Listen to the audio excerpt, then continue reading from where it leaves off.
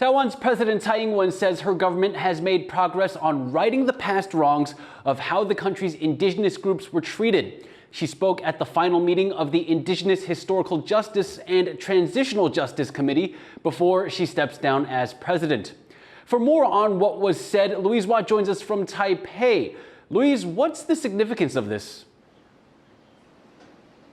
When Tsai came to power 8 years ago, she became the first Taiwan leader to apologize to indigenous communities for 4 centuries of mistreatment. When Chinese started to settle in Taiwan, the indigenous who'd been here thousands of years gradually lost their land rights and saw their lifestyles and cultures restricted. The legacy of that is that today in Taiwan, indigenous communities are more disadvantaged than other Taiwanese, for example, in income and educational levels. So to address this historical injustice, Tsai set up this committee that has met again today. Its mission to promote and restore indigenous cultures and languages and to boost livelihoods.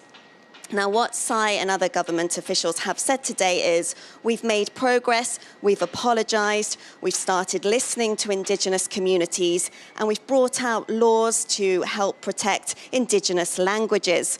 And indigenous representatives who were at the meeting today agreed with these positives, but they say there hasn't been progress on big issues such as self-governance, land reform, and environmental issues, which adversely affect indigenous communities.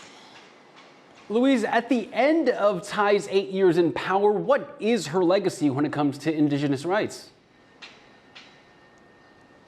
Tsai was the first leader to apologize. She campaigned on a platform to address these historical injustices. And she herself is part indigenous. So there were a lot of expectations on her shoulders when she came to power. And when there's a lot of high expectations, you're going to disappoint a lot of people. And I think it's fair to say she's disappointed a lot of indigenous people.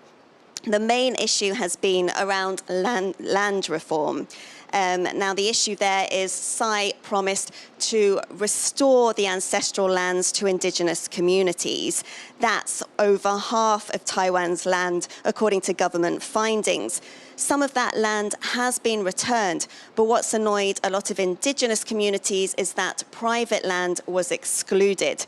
And there have been activists, they have set up a protest camp. They were there for years near the presidential office to express their anger at what they say was Tsai's failure to deliver. They say her apology was just a show. So when Tsai steps down in 10 days' time, she'll be doing so, having failed to please the very people she wanted to do right by.